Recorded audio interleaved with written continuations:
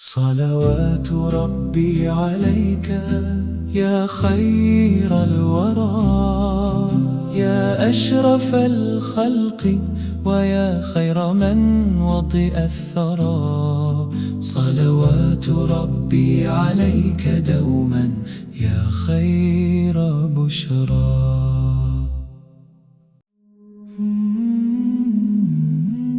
بسم الله الرحمن الرحيم.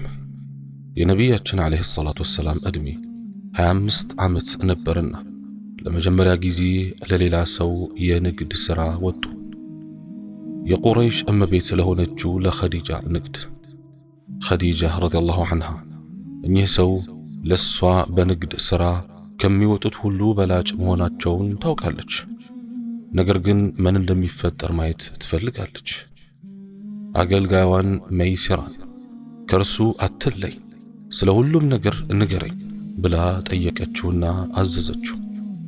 የሚሆነውን ነገር ሁሉ አሳውቀኝ አለችው። ነቢዩ አለይሂ ሰላቱ ወሰላም ለንግድ ወደ ሻም ወይም ወደ ሶሪያ ወጡ። በመንገዳቸው ላይ አንድ መነኩሴ ወደሚኖሩበት ገዳም ቀረቡ።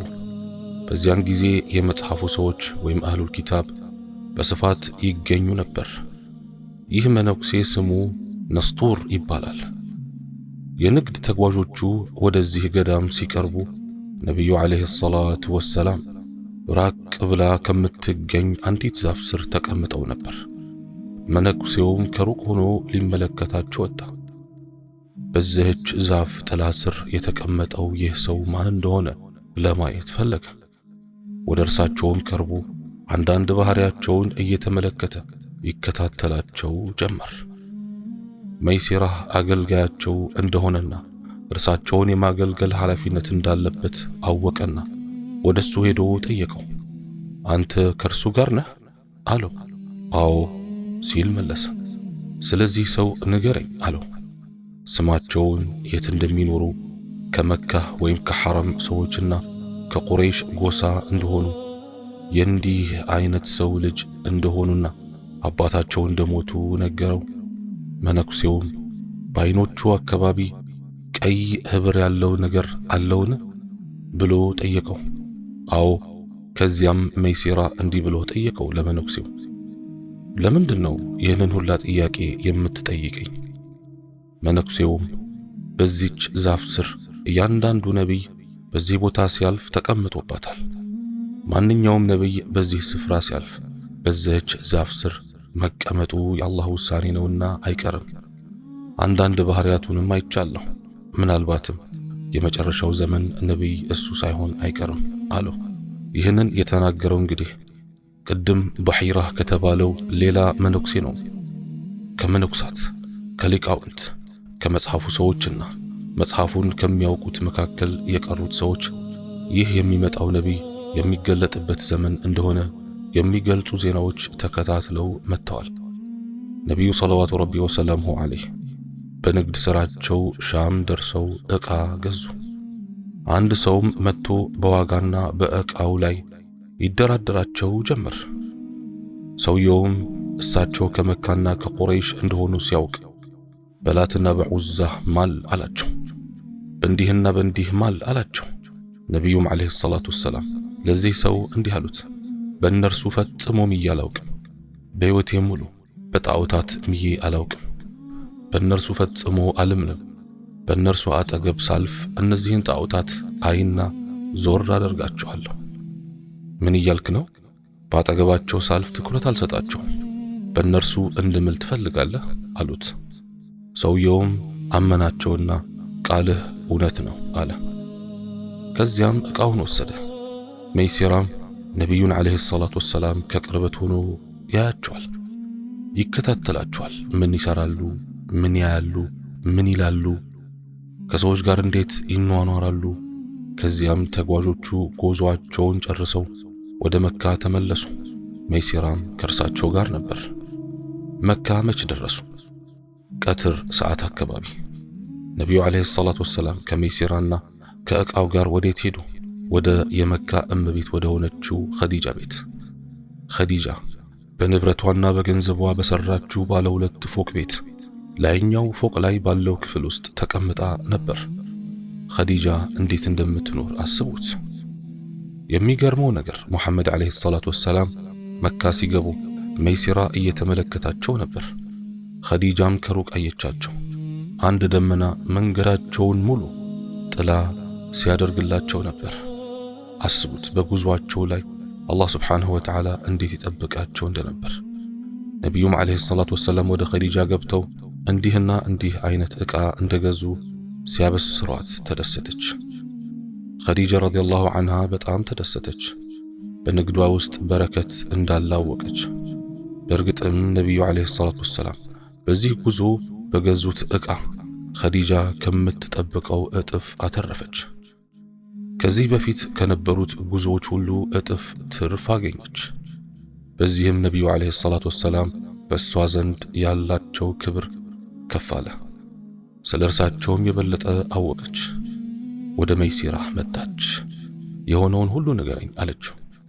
እንዲህ ሆነ፣ መነኩሴው ነስጡር እንዲህና እንዲህ አለኝ። ነስጡር የሚባል መነኩሴ ስለ እርሳቸው እንዲህና እንዲህ አለ። ንግግሩ እውነት ይሁን አይሁን አላውቅም። ደመናውን አየው፣ ከሰዎች ጋር ያላቸውን መስተጋብር አየው፣ እውነተኝነታቸውንና ታማኝነታቸውን አየው አላት። በዚህ ጊዜ ኸዲጃ ረዲየላሁ ዐንሃ በሙሐመድ ዓለይሂ ሰላቱ ወሰላም ተደነቀች። እርሳቸውም የመካ ምርጥ ሰው መሆናቸውን ልቧ አመነ። ኸዲጃ ረዲየላሁ ዐንሃ አላህ ስብሓንሁ ወተዓላ ለነቢዩ አዘጋጅቷታል። ኸዲጃ የመካ ሴቶች እመቤት ናት። እንዲያውም የዓለማት ሴቶች እመቤት ናት። አጣሂራ ወይም ንጽሕት የሚል ቅጽል ስም ነበራት። ሁሉም ሰው ኸዲጃን ሲጠራ ንጽሕት ብሎ ነበር። ተራ ሴት አልነበረችም። ስለ ዘሯ ከጠየቅ ከነቢዩ ዓለይሂ ሰላቱ ወሰላም ዘር ጋር ይገናኛል። በጥንት አያቶቻቸው በኩል ወደ አንድ አባት ይደርሳሉ። ስለዚህ የተከበረ ዘር ነው። ስለ ክብሯ፣ ስለ ዘሯ፣ ስለ ገንዘቧ፣ ስለ ማዕረጓ፣ ስለ እምሯ፣ ስለ ብስለቷና ስለ ጥበቧ ከጠየቅ ያለምንም ኩራት የመካ ሴቶች እመቤት ናት። በዚህ ዕድሜዋ ኸዲጃ ረዲየላሁ ዐንሃ ያው ዕድሜዋ ስንት እንደነበር አላህ ነው የሚያውቀው። ምናልባትም 30ዎቹ ውስጥ ገብታ ይሆናል። አንዳንዶች 40ዎቹ ውስጥ እንደነበረች ይናገራሉ። አላሁ አለም። በብዛት ግን የሚወራው ዕድሜዋ 40 እንደነበር ነው። የነቢዩ ዓለይሂ ሰላቱ ወሰላም ዕድሜ ስንት ነበር? 25 ነበር። ይህም ማለት ከአላህ መልእክተኛ ዓለይሂ ሰላቱ ወሰላም በዓመታት ትበልጣለች። በዚህ ጊዜ ይህን ሰው ለምን አላገባውም የሚል ሐሳብ በልቧ ውስጥ ገባ። ከሰዎች ሁሉ እውነተኛ፣ ከሰዎች ሁሉ ታማኝ፣ ከሰዎች ሁሉ ንጹሕ፣ ከሰዎች ሁሉ በላጭ የመካ ወጣቶች አለቃ ለምን ባሌ አይሆንም? ኸዲጃ በዚህ ዕድሜዋ ከዚህ በፊት አግብታ የነበረ ቢሆንም ሁሉም የመካ ወንዶች ሊያገቧት ይመኙ ነበር። እንዲያውም ከመካ ውጭ ያሉ ወንዶች መሪዎቻቸውና የተከበሩ ሰዎች ሁሉ ይህችን እመቤት ለማግባት ይጓጉ ነበር። እሷ ግን እምቢ አለች። ከመካከላቸው ምርጡንና አለቃቸውን እንጂ አልመረጠችም። ከሻም ከተመለሱ ከ2 ወር በኋላ ጉዳዩን ለነቢዩ ዓለይሂ ሰላቱ ወሰላም ለማንሳት አሰበች። ግን እንዴት ጉዳዩን ታነሳላቸዋለች? ነፊሳህ የምትባል ጓደኛ ነበረቻት። እንደ ተለያዩ ዘገባዎች ነፊሳህ ቢንት ኡመያህ ወይም ቢንት መንያህ ትባላለች። ነፊሳህ የኸዲጃ ረዲየላሁ ዐንሃ የቅርብ ጓደኛ ነበረች። ስለ ሙሐመድ ሰምተሻል አለቻት። አዎ ብላ መለሰች። ባህሪያቱን ታውቂዋለሽ አለቻት። አዎን አለች። እንዲህና እንዲህ አይነት ባህሪ እንዳላቸው ነገረቻት። ከዚያም ለነፊሳ እኔን ስለ ማግባት ሐሳብ ብታቀርቢለት ምን ይመስልሻል አለቻት። ምን አለች ነፊሳ።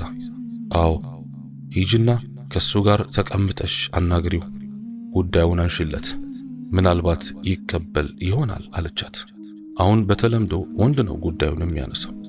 ነገር ግን ኸዲጃ በዕድሜ ከርሳቸው ስለምትበልጥ አስተዋይና ጥበበኛም ስለሆነች የመካ ሴቶች እመቤት ስለሆነች እና ገንዘቧን በራሷ ስለምታስተዳድር በእምሮ በጥበብና በብስለት ከፍተኛ ደረጃ ላይ ደርሳለች። ጉዳዩም በር መክፈት ብቻ ነበር። ነፊሳም ወደ ሙሐመድ ዓለይሂ ሰላቱ ወሰላም ሄዳ አብራቸው ተቀምጣ ሙሐመድ ሆይ አለቻቸው። አቤት አሉ። ከማግባት ምን ከለከለ አለቻቸው። ለምን አታገባም አለቻቸው። የአላህ መልእክተኛም ዓለይሂ ሰላቱ ወሰላም የማገባበት ነገር በእጄ የለም አሉ። ይህም ማለት የማገባበት ገንዘብ የለኝም ማለት ነው። አሁን ገና ንግድ ስለጀመርኩ ጥቂት ገንዘብ ነው ያለኝ አሉ። እርሷም ይህ ከተሟላለህና ወደ ውበት፣ ገንዘብ፣ ክብርና ብቃት ብትጠራ አትቀበልም አለቻቸው። ገንዘብ፣ ውበት፣ ክብርና ብቃት ያላት ሴት አንተን ማግባት ብትፈልግ ትቀበላለህ አለቻቸው። እሳቸውም ማናት እሷ? ይህች የምታወሪላት ማናት አሏት። እርሷም ኸዲጃ ናት አለች። ሁሉም የመካና ከመካ ውጭ ያሉ ወንዶች ሌላው ቀርቶ ወደ እሷ መቅረብን ብቻ ራሱ የሚመኙላት ሴት፣ በብስለቷ፣ በእምሯ፣ በክብሯ፣ በዘሯ፣ በገንዘቧና በውበቷ ሁሉንም ነገር አሟልታለች። እሳቸውም ይህ እንዴት ሊሆንልኝ ይችላል አሉ። እርሷም ጉዳዩ በእኔ ላይ ነው፣ እኔ አደርገዋለሁ አለች። ነቢዩም ዓለይሂ ሰላቱ ወሰላም እንግዲያው አድርጊ አሏት። ነፊሳም እየፈጠነች ወደ ኸዲጃ ሄዳ ዜናውን አበሰረቻት።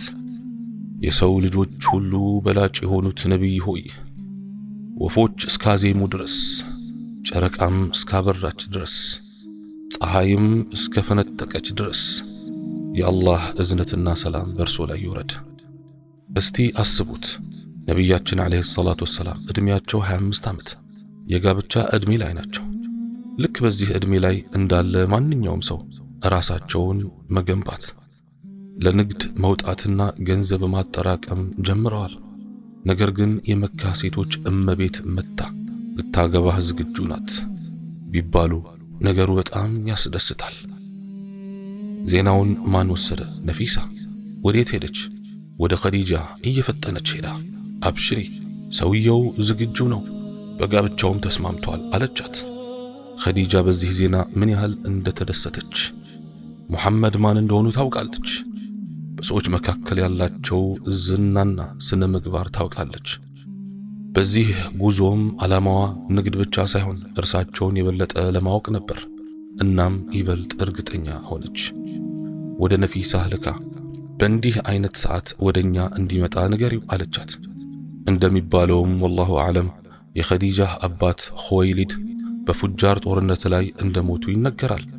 ስለዚህ ወደ ማን ላከች? ወደ አጎቷ ዐምር ኢብኑ አሰድ ይባላል። አጎቴ ሆይ ሙሐመድ ሊያገባኝ ይፈልጋል፣ አንተ እንድትቀበለው እፈልጋለሁ አለችው። አጎቷም ተስማምቶ ዝግጁ ነበር። ነቢዩም ዓለይሂ ሰላቱ ወሰላም ሄደው ማንን አናገሩ? አጎታቸውን። አጎቴ ሆይ አሉት። አቤት ሙሐመድ አላቸው። እንደ አባታቸው በቤታቸውና ከልጆቻቸው ጋር ያደጉት አጎታቸው። አጎቴ ሆይ ማግባት እፈልጋለሁ አሏቸው። አቡ ጣሊብ ተደሰቱ። ማግባት ትፈልጋለህ? እንዴት የተባረከች ሰዓት ናት ልጄ ሆይ፣ ማንን ነው የምትፈልገው አሏቸው። ኸዲጃን ማግባት እፈልጋለሁ አሏቸው። አላሁ አክበር። ኸዲጃን? አዎ አሉ። ማንም ሊቀርባት የማይችለውን ኸዲጃን ልታገባ ትፈልጋለህ ሙሐመድ? አዎ አሉ። እንዴት ያለ ምርጥ ሐሳብ ነው! ምርጥ ምርጫ መርጠሃል ሙሐመድ አሏቸው። ግን የእነርሱን ምላሽ ማወቅ አለብን አሉ። ከእርሳቸው ጋር ማንን ወሰዱ? የነቢዩ አጎት ሐምዛን ረዲየላሁ ዐንሁ፣ የነቢዩ አጎት አቡ ጣሊብንና አንዳንድ የቁረይሽ ታላላቅ ሰዎችን ይዘው ሄዱ።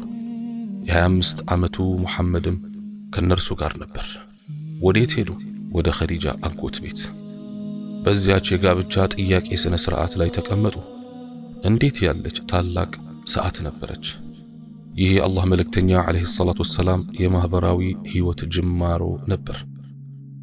ከዚህ በፊት የልጅነት፣ የወጣትነት፣ የመትጋትና የመስጠት፣ በጎችን የመጠበቅና የመታገስ፣ የንግድ፣ የጦርነትና የድርድር ደረጃዎችን አልፈዋል። አሁን ግን አዲስ ማኅበራዊ ሕይወት ተጀመረ። እስቲ አስቡት፣ አቡ ጣሊብ ስለ ሙሐመድ ዓለይሂ ሰላቱ ወሰላም፣ ስለ ወንድማቸው ልጅ ስነ ምግባር፣ ዘርና ክብር ውብ ንግግር አደረጉ። ነገር ግን አንድ ችግር ነበራቸው። አቡ ጣሊብ ብዙ ገንዘብ አልነበራቸው። ሙሐመድም ዓለይሂ ሰላቱ ወሰላም እንዲሁ። የገንዘብ ሁኔታቸው በጣም ዝቅተኛ ነበር።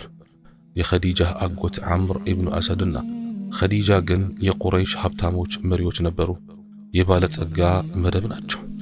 አቡ ጣሊብና ሙሐመድ ግን ያላቸው ነገር ፍላጎታቸውን ብቻ የሚሸፍን ጥቂት ነበር። በጋብቻ ጥያቄው ላይ የነበረው ብቸኛ ችግር ይህ ነበር። ነገር ግን አቡ ጣሊብ ንግግራቸውን ሲጨርሱ የኸዲጃ አጎት ለአቡ ጣሊብ በአላህ እምላለሁ ይህ ዘር ወይም ትስስሩ ክብሩ ይጨምር እንጂ አይቀንስም አላቸው። ይህ ማለት ይህ ዘርና ክብር ማንም ሊደርስበት አይችልም ማለት ነው። ይህ ክብር፣ ይህ ዘርና ይህ ስነ ምግባር ይበቃኛል አሉ። ይህ ትስስር ክብሩ አይነካም። ሁሉም ተደሰቱ።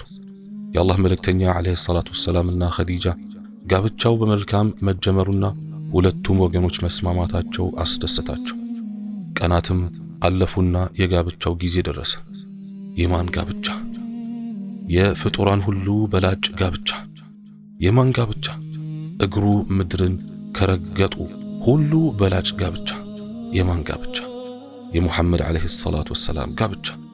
ከማን ጋር? ከዓለማት ሴቶች እመቤት ጋር። ከማን ጋር? ከተወዳጇ ኸዲጃ ጋር ረዲየላሁ ዐንሃ። ከአስተዋይና ብስለት ካላት ሴት ጋር። ሙሐመድ ሆይ ታላቅ ደረጃ ይኖራታል። እርሷ የልጆችህ እናት ናት።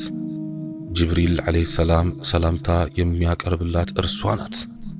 አላህ በጀነት ውስጥ ቤት የሚገነባላት እርሷ ናት። ኸዲጃ ናት። ያ ረሱለላህ እስከ ሕይወቱ ፍጻሜ ድረስ የሚያስታውሷትና የሚወዷት አሁን ይጀመራል። ኸዲጃ ናት። ሙሐመድ ሆይ ከሁሉም በተሻለ የምትረዶትና የምታጽናኑት ኸዲጃ ናት። ከሰው ልጆች ሁሉ መጀመሪያ እስልምናን የምትቀበለው ኸዲጃ ናት። በሚመጣቦት ከባድ ሸክም ከሁሉም በተሻለ የምትደግፉት። አሁን ዕድሜያቸው 25 ዓመት ነው። ለነብይነት ገና አልተላኩም፣ ጊዜ አለ።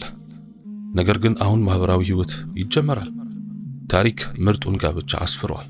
የፍጡራን ሁሉ በላጭ ከኸዲጃ ጋር ያደረጉት ጋብቻ በውዱ ነቢይ ዓለይሂ ሰላቱ ወሰላም ታሪክ ውስጥ እንዳለ ለምለምና መዓዛ ያለው አበባ ነው። ኸዲጃ የንጽህናና የታማኝነት ተምሳሌት፣ በመስጠት ላይ የተመረጡት ነቢይ አጋር ናት። በቸርነታቸው ስለተመሰከረላቸው ነቢይ አጋር ናት።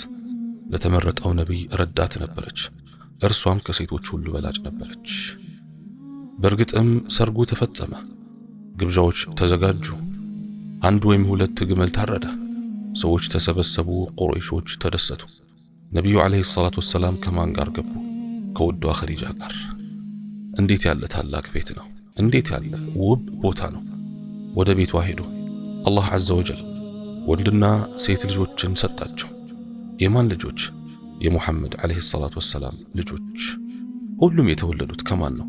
ከኸዲጃ። ከአንድ በስተቀር እርሱም ኢብራሂም ነው። ከማርያ የተወለደ ሲሆን ስለ ታሪኩ ወደፊት እንመጣበታለን። ነገር ግን ይህች አሳዛኝና ሩህሩህ ሚስት የውድ ነቢያችን የልጆች እናት ናት። አላህ ከእርሷ የሰጣቸው የመጀመሪያው ወንድ ልጅ አልቃሲም ይባላል። ለዚህም ነው ነቢያችን ዓለይሂ ሰላቱ ወሰላም አበል ቃሲም ወይም የቃሲም አባት የሚል ቅጽል ስም ያገኙት። ከዚያም ዘይነብ የምትባል ቆንጆ ልጅ ወለዱ። ከዘይነብ በኋላም አላህ ዐዘ ወጀል ሩቅያን ሰጣቸው። እንዴት ያለች ቆንጆ ልጅ ናት! ከልጅ በኋላ ልጅ። ነቢዩ ዓለይሂ ሰላቱ ወሰላም ሴት ልጅ ሲወልዱ ፊታቸውን አጥቁረው በቁጭት አይሞሉም ነበር እንደ ጃሂልያው ጊዜ። እንዲያውም ይኮሩና አላህ እነዚህን ሴት ልጆችን በመስጠቱ ይደሰቱ ነበር። ከዚያም አላህ ዐዘ ወጀል ኡሙ ከልቱምን ሰጣቸው። ያ አላህ! ከዚያም ፋጢማን ሰጣቸው። ይህም ማለት አንድ ወንድና 4 ሴት ልጆችን ማለት ነው። እነዚህ 5ቱም ከኸዲጃ የተወለዱት ከነቢይነታቸው መላክ በፊት ነበር። 5 ልጆች ቃሲምና 4 ሴት ልጆች። ከዚያም ከነቢይነታቸው መላክ በኋላ አላህ ዐዘ ወጀል 6ኛውን ልጅ ዓብዱላህን ሰጣቸው። ለዚህም ነው አጠይብ ወይም መልካምና አጣሂር ወይም ንጹህ የሚል ቅጽል ስም ያገኘው። መቼ ተወለደ?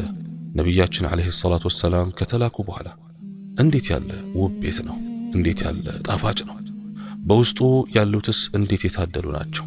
እናት፣ አባት እና 6 ልጆች አለይሂ ሰላቱ ወሰላም። ከሁሉም ትዳሮችና የማህበራዊ ኑሮ ታሪኮች በላጭ የሆነውን ታሪክ ተጀመረ። የሰው ልጆች አለቃ የዓለማት ሴቶች እመቤትን አገቡ። የሰው ልጆች አለቃና የሴቶች እመቤት ያሉበትን ቤት አስቡት፣ ልጆቻቸውንም አስቡት። ባገቡ ጊዜ ዕድሜያቸው 25 ነበር። የኸዲጃን ንግድ እያሳደጉላት መስራት ጀመሩ። ቤተሰቡም ቀስ በቀስ እያደገ ሄደ። አንድ ቀን በዚያን ወቅት ሐኪም ኢብኑ ሒዛም የሚባል ነጋዴ ነበር። ከሻም የመጣ ሲሆን ከሸቀጦቹ መካከል የሚሸጣቸው ባሪያዎች ነበሩት። መካ እንዲህ ነበረች። ወንዶችና ሴት ባሪያዎች የሚሸጡባቸው ገበያዎች፣ የመጠጥ መደብሮችና በየቦታው ጣዖታት ነበሩ። ማህበራዊ ሁኔታው እንዲህ ነበር። ባሪያዎቹን ከየት አመጣቸው? ከሻም። መካ ሲገባ ማን መጣች ልታየው? ኸዲጃ። ያሉትን ባሪያዎች ለማየት ወደሱ ገባች። ሐኪምም እንዲህ አላት፣ ኸዲጃ ሆይ ከወጣቶቹ የፈለግሽውን ምረጭ አላት። ኸዲጃን አይመልሷትም ነበር። ዘይድ የሚባል አንድ ወጣት መረጠች። ይህን ጠንካራ ወጣትና ብርቱ ሰው እፈልጋለሁ አለች። ይህንን እፈልጋለሁ አለች። ማንን? ዘይድን። በሷ ባለቤትነት ስር እንዲሆን ወሰደችው። ነቢዩ አለይሂ ሰላቱ ወሰላም ሲያዩት ተደነቁበት። ይህ ማን ነው አሉ። ከሐኪም ኢብኑ ሒዛም ገዛሁት አለች። ስምህ ማን ነው ብለው ጠየቁት። ስሜ ዘይድ ኢብኑ ሐሪሳህ ነው አለ። በዚያን ጊዜ ትንሽ ልጅ ነበር። ነቢዩ ሙሐመድ አለይሂ ሰላቱ ወሰላም በአገልጋይነት ስለፈለጉት ኸዲጃ እንዲህ አለቻቸው፣ ሙሐመድ ሆይ ለአንተ አገልጋይ እንዲሆን ሰጥቻለሁ። ነቢዩም አለይሂ ሰላቱ ወሰላም ከኸዲጃ ሲወስዱት ሙሐመድ እንዲህ አላቸው አለይሂ ሰላቱ ወሰላም፣ ለአላህ ብዬ ነፃ አውጥቻለሁ። ነፃ ወጥተሃል አሉት። ከዚያም እንዲህ አሉት፣ እንደ ልጅ አሳድግሃለሁ አሉት። በቁረይሾች ዘንድ ልጅን በልጅነት ያሳደገ ሰው በስሙ ይጠራ ነበር። ስለዚህ ዘይድ የሙሐመድ ልጅ ተብሎ ተጠራ። ይህ ዘይድ ትንሽ ልጅ እያለ ነቢዩ አለይሂ ሰላቱ ወሰላም በልጅነት ስላሳደጉት የሙሐመድ ልጅ ተባለ። ይህ በጃሂልያ ዘመን በቁረይሾች ዘንድ ልማድ ነበር። የዘይድ አባት ስሙ ማን ነው? ሐሪሳህ ይባላል። ሐሪሳህ ልጁን በየቦታው ይፈልገው ነበር። ልጅ የት ነው እያለ ይጠይቅ ነበር። የት እንዳለ አያውቅም ነበር። በመጨረሻም መካ እንደደረሰ ተነገረው። የካሳ ብር ከፍሎ ልጁን ወደ አገሩ ለመመለስ ገንዘብ ይዞ ሄደ። ገንዘቡን ይዞ ከወንድሙ ጋር ወደ መካ ሄዱ። ሐሪሳና ወንድሙ ገብተው ሲጠይቁ ልጅህ ዘይድ ከሙሐመድ ጋር ነው፣ የሙሐመድ ልጅ ተብሎ ይጠራል አሏቸው። ይህ ልጄ ነው አለ። አሁን ከሙሐመድ ጋር ለዓመታት ቆይቷል አሉት። ሐሪሳና ወንድሙም ወደ ነቢዩ አለይሂ ሰላቱ ወሰላም ሄደው ገቡ። የዓብዱላህ ልጅ ሆይ፣ የዓብዱል ሙጠሊብ ልጅ ሆይ፣ የሂሻም ልጅ ሆይ፣ የሕዝቡ አለቃ ሆይ፣ እናንተ የሐረም ሰዎች ናችሁ። እናንተ የእርሱ ወይም የአላህ ጎረቤቶች ናችሁ። በቤቱም አጠገብ ምርኮኛን ትፈታላችሁ፣ እስረኛን ትመግባላችሁ። እናንተ ዘንድ ወዳለው ልጃችን ጉዳይ መጥተናል። በምህረትህ ተመልከተን፣ በቤዛውም ላይ መልካም አድርግልን፣ የምንከፍለውንም ካሳ ተቀበለን፣ እኛም በካሳው ላይ እንጨምርልሃለን አሉት። ነቢዩም አለይሂ ሰላቱ ወሰላም ማን ነው ልጃችሁ? ማን ነው አሏቸው። እነርሱም ዘይድ የሙሐመድ ልጅ ብላችሁ የሰየማችሁት እርሱ የሐሪሳህ ልጅ ዘይድ ነው፣ ልጄ ነው አሉ። አጎቱም ይህ የወንድሜ ልጅ ነው አለ። ነቢዩም አለይሂ ሰላቱ ወሰላም ዘይድን ጠሩት።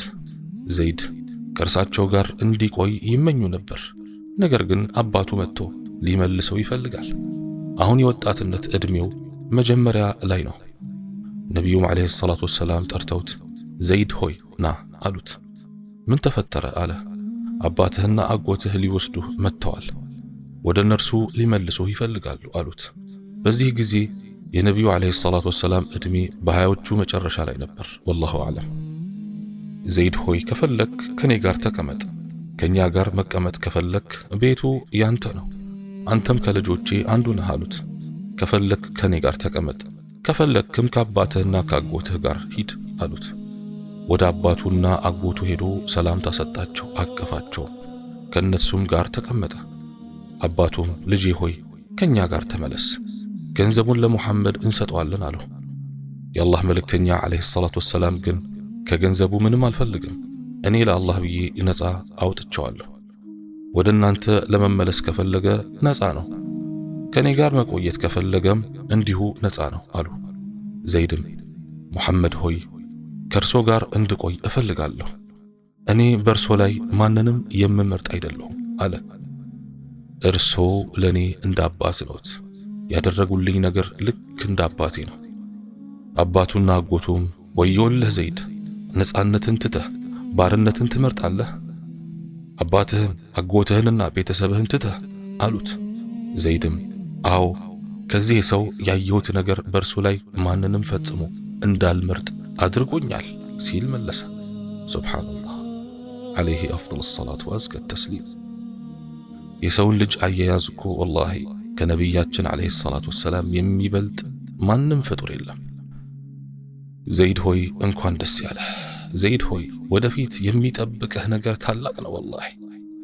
አንተ ብቻ ሳትሆን ዘይድ ሆይ አንተና ልጆችህ ወደፊት ልዩ ደረጃ ይኖራችኋል። ዘይድ ሆይ ይህ ምርጫህን አላህ ይጽፍልሃል፣ አላህም አይረሳው። የአላህ መልእክተኛም ዓለይሂ ሰላቱ ወሰላም ዘይድ ከእርሳቸው ጋር መቆየትን በመምረጡ ተደሰቱ። ነቢዩ ዓለይሂ ሰላቱ ወሰላም እነዚህን ዓመታት በመካና በአካባቢዋ ኖሩ። ልባቸው ተረብሾ ነበር። በምን ተረበሸ? በመካ ውስጥ በነበሩት ጣዖታት አምልኮ። ሰዎች ወደ እነርሱ መስዋዕት ሲያቀርቡ፣ ቁርባን ሲያቀርቡ፣ በሟርት ቀስቶች ሲጠይቁና ሌሎችም ነገሮች ሲያደርጉ ይመለከቱ ነበር። የታመመች ሴት ከነዚህ ጣዖታት ፈውስ ትፈልጋለች፣ ሌላዋ ልጅ ትፈልጋለች፣ ይሄኛው ገንዘብና ሲሳይን ይፈልጋል። ነቢዩ ዓለይሂ ሰላቱ ወሰላም ይህን ሲመለከቱ ልባቸው በእነዚህ ጣዖታት ይጸየፍ ነበር።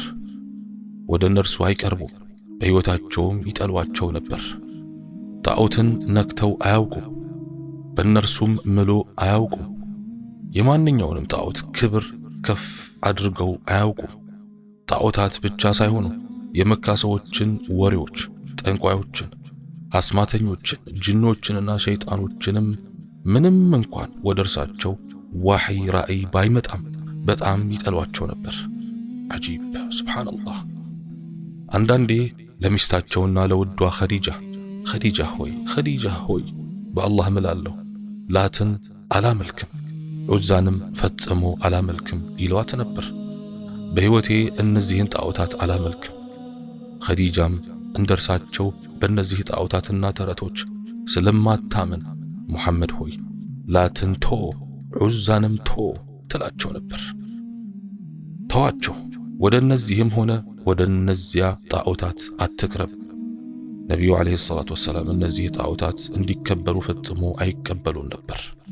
ነገር ግን ወደ ጌታቸው ወደ አላህ ዐዘ ወጀል የሚወስደው መንገድ የትኛው እንደሆነ አያውቁም ነበር። ነቢዩ ዓለይሂ ሰላቱ ወሰላም የሃያዎቹንና የሰላሳዎቹን ዕድሜ ከሴቶች እመቤት ጋር በዚህ ቤት ውስጥ ወንድና ሴት ልጆችን እያሳደጉ አሳለፉ። እነርሱም ወደፊት ታላቅ ደረጃ ይኖራቸዋል። እስከ ቀጣዩ ክፍል አላህ በሰላም ያቆየን።